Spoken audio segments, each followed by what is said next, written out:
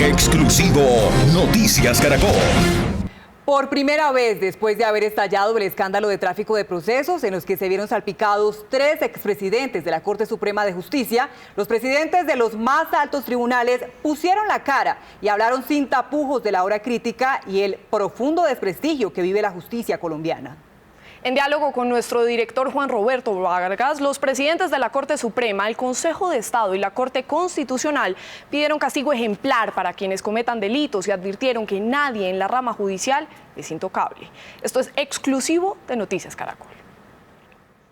¿Qué le está pasando a la justicia? Y se los pregunto por este escándalo doloroso que ha vinculado a personajes, a magistrados de la Corte Suprema, pero que ha salpicado en general la justicia en Colombia. Arranco con usted, doctor Luis Guillermo.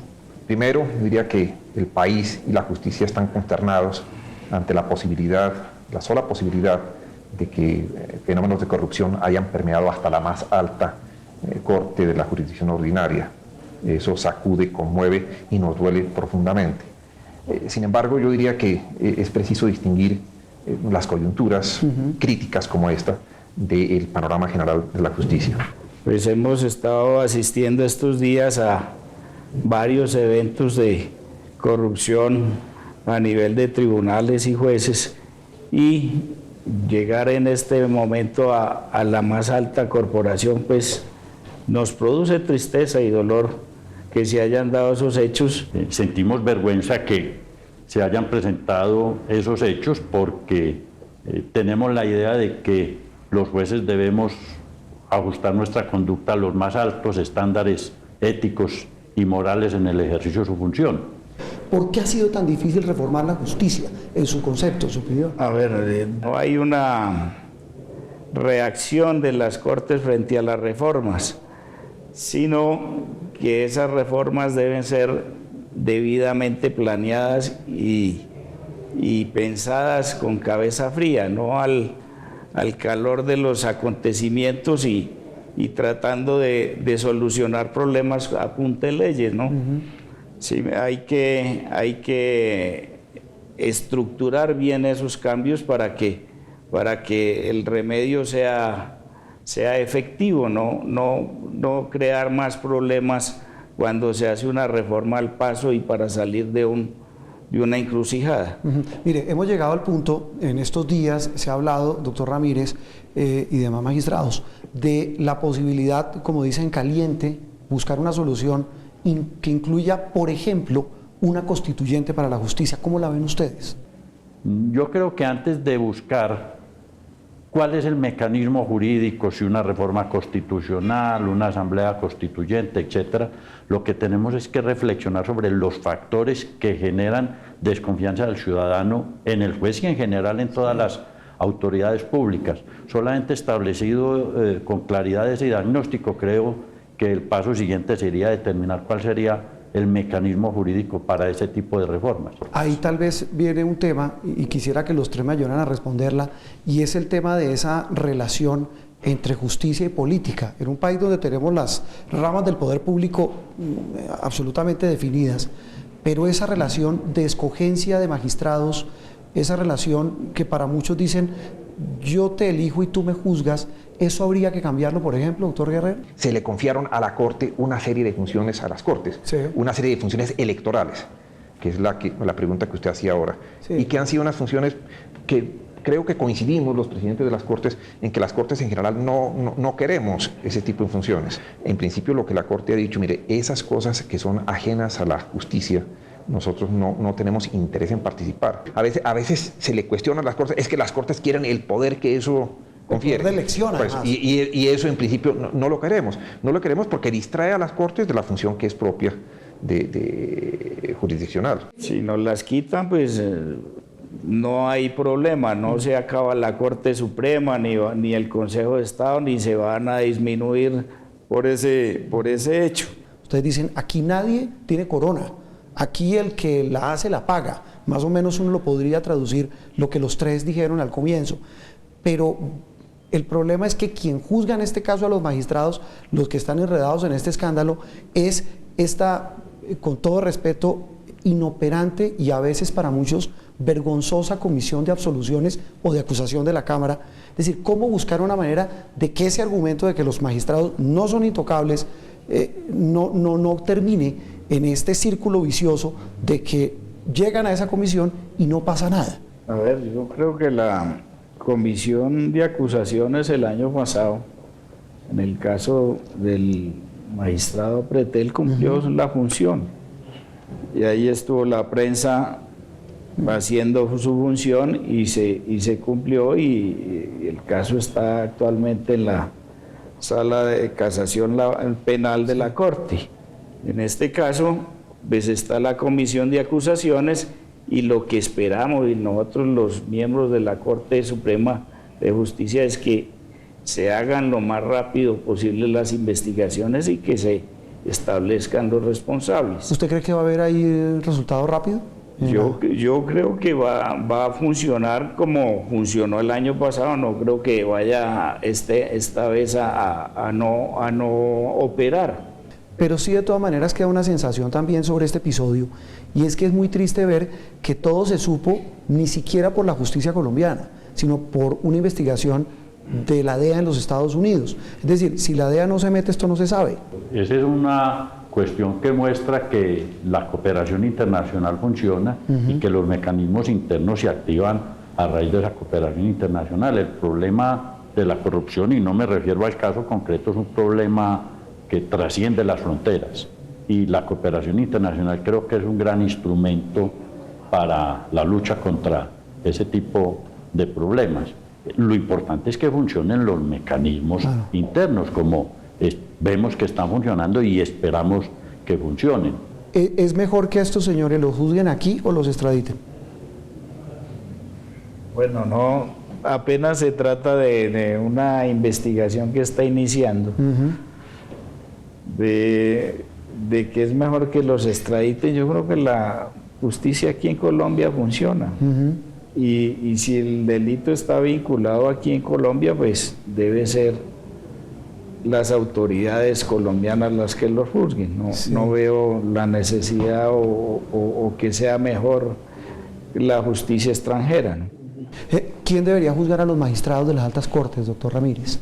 Cualquier mecanismo que sobre los controles se haga tiene que tener en cuenta que ese mecanismo de control, sobre todo estoy refiriéndome a los magistrados de altas cortes, tienen que tener en cuenta que eso debe ser, digamos, un mecanismo que opera en situaciones excepcionales, cuando en realidad haya conductas reprochables de los magistrados de las altas cortes. Sí se justifica que una comisión de acusaciones se encargue de decidir si hay responsabilidad de un magistrado de alta corte, o porque no anuló la elección de un servidor público de migración, procurador, o porque se demoró en fallar una tutela, o porque le reconoció derechos a los homosexuales, etcétera. Fíjense que ahí hay un problema que tiene que mirarse muy bien para determinar si en efecto sí es inoperante. Pero el problema sí es el de la comisión. Es decir, que aboca, digamos, que procesos o casos insignificantes o no trascendentes para que no funcione en los que son importantes. Bueno, en eso habría que entrar a mirar cómo funciona la comisión, pero lo que le quiero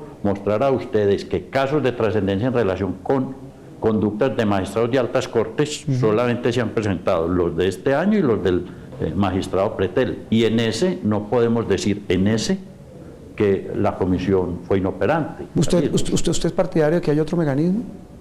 Pues yo creo que eso es parte de la reflexión que tenemos que hacer en relación con ese punto, sobre la base de hechos ciertos y reales.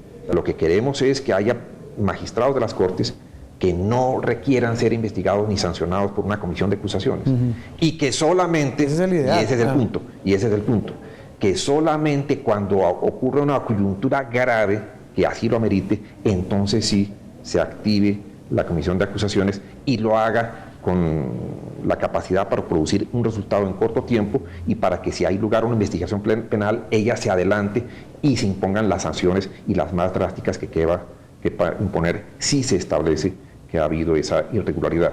Con frecuencia en coyunturas como esta, entonces, cuando, según lo que acabo de decir, lo que se quiere es que opere la comisión de acusaciones, es cuando viene entonces, es que hay que reformarla, y es que hay que cambiarla, cuando precisamente no, lo que queremos es que ahora es que opere. O sea, no que la cambien, sino que opere en este caso, como lo pedía el doctor Echeverri. Mirar qué es lo que hace que esa comisión no pueda ser tan efectiva. O sea, yo creo que hoy por hoy la energía del país debería concentrarse en promover que la comisión cumpla con el papel para el cual está llamada y que en este caso se establezca con claridad lo ocurrido y si hay lugar a la sanción, que se sancionen con toda severidad. Este episodio doloroso en el que se han visto envueltos 3 expresidentes del tribunal, ¿qué ha cambiado en la operación de la Corte? El efecto inicial o más directo que se ha dado es el de entrar a revisar y poner al escrutinio público las decisiones que se han estado controvirtiendo en esos hechos. O sea, se están clasificando las sentencias donde haya intervenido el abogado Moreno o donde haya tenido esa, y lo que no esté sometido a reserva se va a poner en el escrutinio de la opinión pública para que revisen esas decisiones. Eso es el efecto. Ahora, la sensación de impotencia y de desazón que pues, a todos nos afecta por igual. Y esa sensación de impotencia, de desazón, de vergüenza, lo dijo usted al comienzo, doctor Echeverry, pues va a hacer que cambie algo en el funcionamiento de la Corte, aparte de esta decisión de hacer públicas estas decisiones, estos casos que manejaba este abogado y exfiscal anticorrupción. Claro que tiene que impactar y buscar y hacer reflexiones sobre si hay lugar de pronto a reformar el reglamento interno de la Corte. ¿Para qué? Digamos, en cuanto a visitas de abogados, restringirlas. A raíz de este tipo de escándalos, hoy más que nunca se hace válida esa sentencia popular según la cual la justicia es solamente para los de Ruana.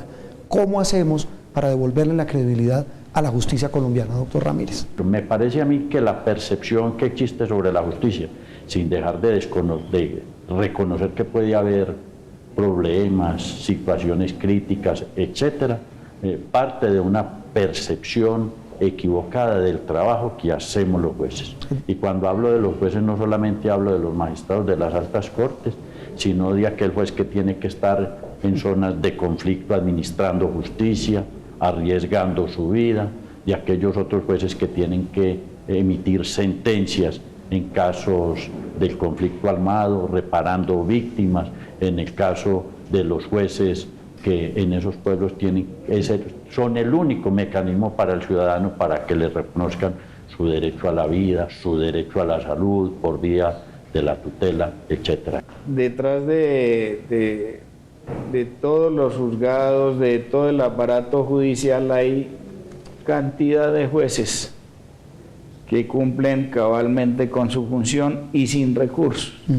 Todos estos funcionarios se ven empañados y opacados por el actuar de 2 o 3 personas que trasciende a todo nivel nacional e internacional. Este problema no es tanto estructural, sino de la sociedad, de las personas. Ya ha permeado todas las instituciones del Estado.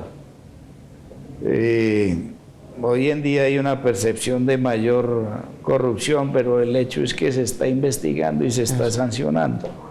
Entonces, entre más se combate la